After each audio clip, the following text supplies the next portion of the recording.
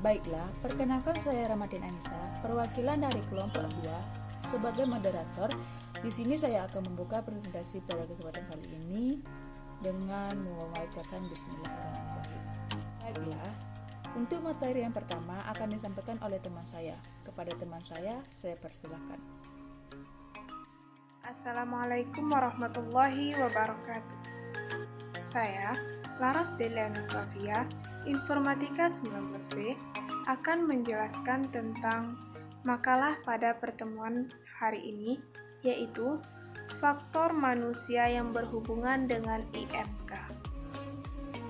Yang A, faktor manusia. Sistem komputer terdiri dari 3 bagian atau 3 aspek.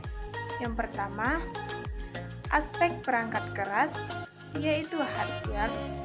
Yang kedua, aspek perangkat lunak, yaitu software. Dan yang ketiga, aspek manusia, brainware.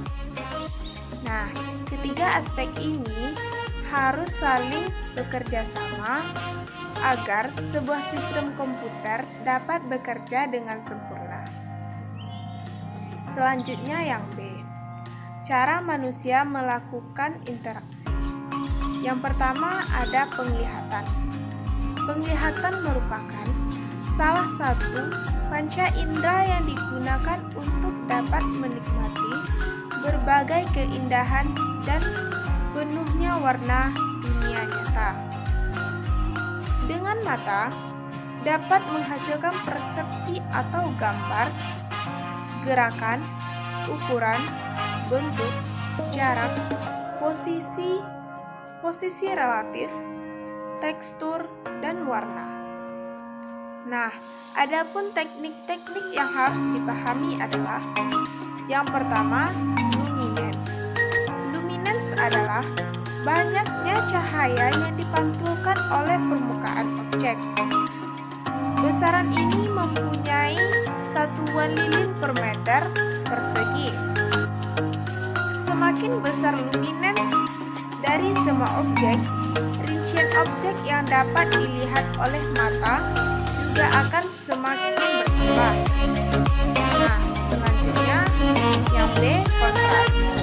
Kontras adalah hubungan antara cahaya yang dikeluarkan oleh suatu objek dan cahaya dari latar belakang objek tersebut. Yang ketiga, pencerahan. Pencerahan ini adalah tangkapan subjektif pada cahaya. Nah, selanjutnya sudut pandang penglihatan, yaitu visual video, yaitu didefinisikan sebagai sudut yang berhadapan oleh objek pada mata. Nah, selanjutnya adapun yang kelima, yaitu medan penglihatan. Medan penglihatan ini adalah sudut yang dibentuk ketika mata bergerak ke kiri terjauh dan ke kanan terjauh. Nah, yang selanjutnya yang terakhir, yang keenam, yaitu warna. Banyaknya warna yang dapat dibedakan antara satu orang dengan satu orang yang lain tergantung sensitivitas mata seseorang. Ada beberapa aspek yang perlu diperhatikan dalam penggunaan warna, yaitu yang pertama, aspek psikologis, yang kedua, aspek persepsi, yang ketiga, aspek kognitif. Nah, teknik-teknik yang harus dipahami dalam penglihatan ini ada 5, luminance, kontras, kecerahan, sudut penglihatan, medan penglihatan, dan warna. Hanya itu yang dapat saya sampaikan. Jika ada kata yang salah, saya mohon maaf. Assalamualaikum warahmatullahi wabarakatuh. Halo, saya Octavia Anggraini akan menjelaskan bagian B, yaitu cara manusia melakukan interaksi. Yang pertama ada penglihatan. Penglihatan merupakan salah satu panca indera yang digunakan untuk dapat menikmati berbagai keindahan dan penuhnya warna di dunia nyata. Di penglihatan ada beberapa dimensi. Yang pertama ada luminance, yaitu banyaknya cahaya yang dipantulkan oleh permukaan objek. Yang kedua ada kontras. Kontras adalah hubungan antara cahaya yang dikeluarkan oleh suatu objek dan cahaya dari latar belakang objek tersebut. Yang ketiga ada kecerahan. Kecerahan adalah tanggapan subjektif pada cahaya. Luminance yang tinggi berimplikasi pada cahaya yang tinggi pula. Yang D, sudut pandang penglihatan atau visual angle. Didefinisikan sebagai sudut yang berhadapan oleh objek pada mata. Yang kelima ada medan penglihatan. Di medan penglihatan ini terbagi menjadi 4 daerah. Yang pertama, daerah pertama adalah tempat kedua mata mampu melihat sebuah objek dalam keadaan yang sama, disebut dengan penglihatan binokuler.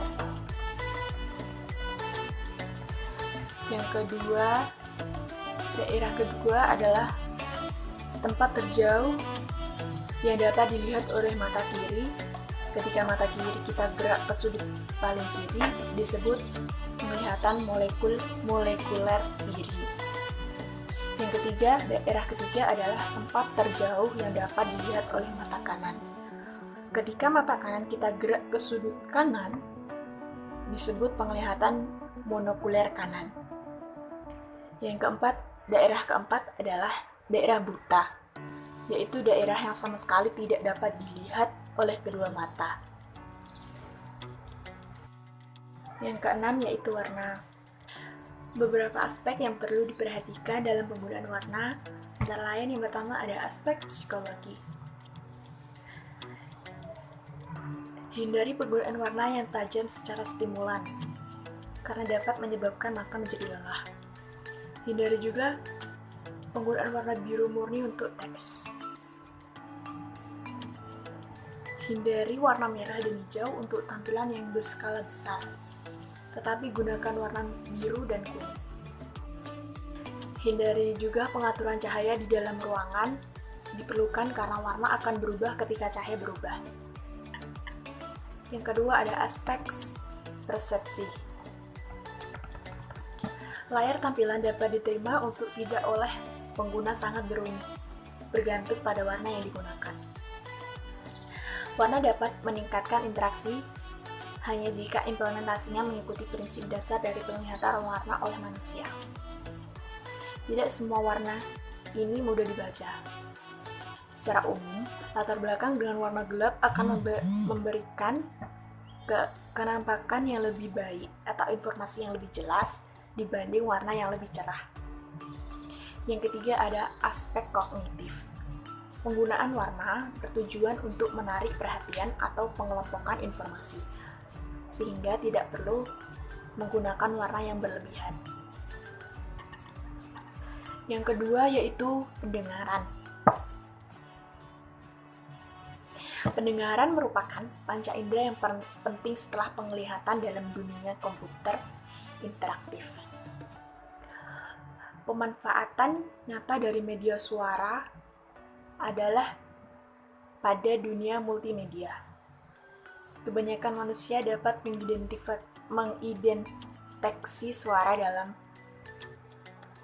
kisaran frekuensi 20 Hz sampai 20 kHz. Tetapi batas atas dan batas bawah biasanya dipengaruhi oleh kesehatan dan umur seseorang. Suara pada kisaran 1000 Hz dan sampai 4000 Hz menyebabkan pendengaran menjadi lebih sensitif dalam hal kebisingan atau loudness. Oke, selanjutnya akan dilanjutkan oleh teman saya. Assalamualaikum warahmatullahi wabarakatuh. Baik, perkenalkan nama saya Cindy Mardia Wahyuni dari Informatika sesi B.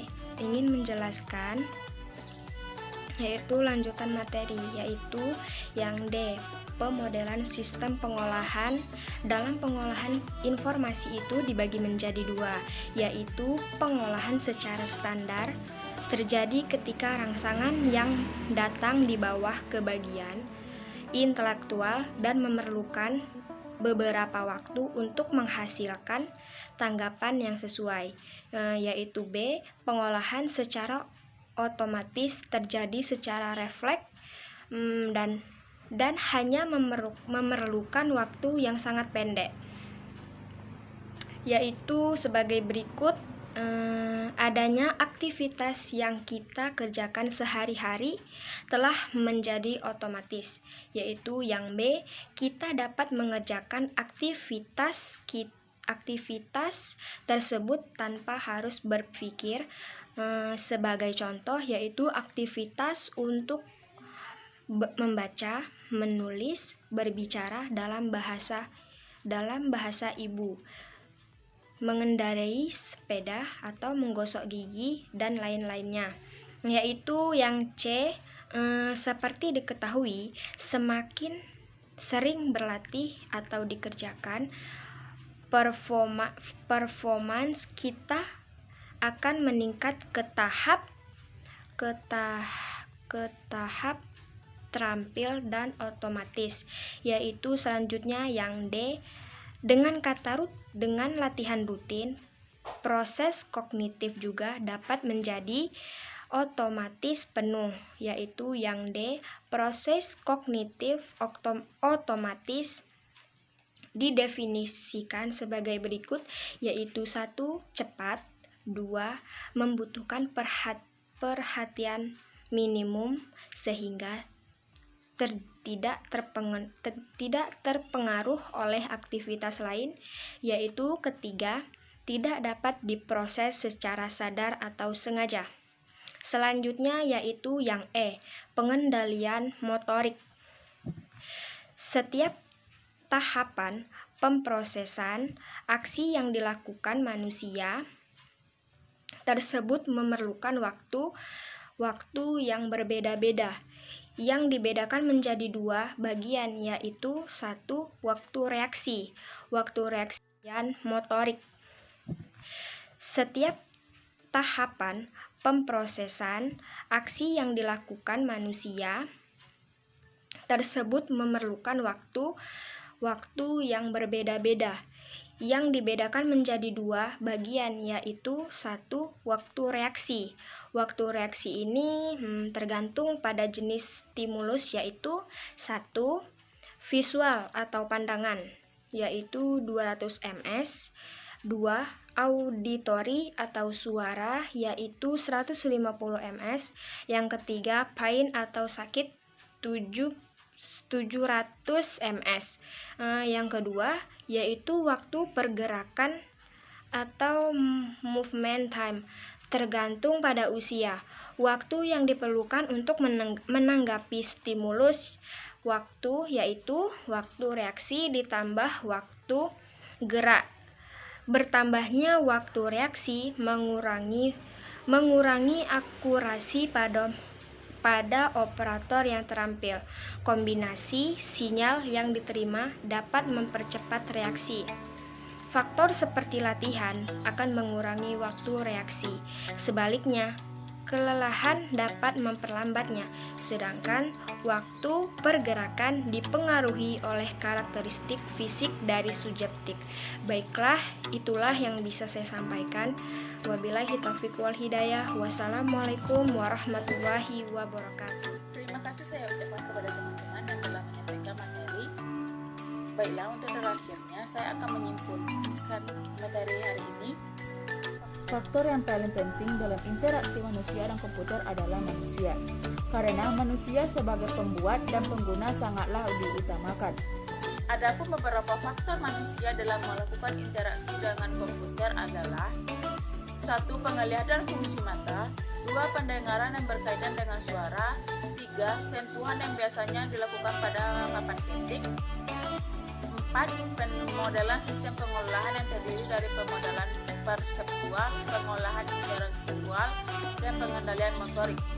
Yang terakhir yaitu pengendalian motorik pada manusia yang dapat dilatih untuk mencapai taraf tertentu. Baiklah, hanya sekian yang dapat kami sampaikan. Kami sebagai pemateri mohon maaf bila ada kekurangan dan kesalahan. Terima kasih atas perhatiannya. Assalamualaikum warahmatullahi wabarakatuh.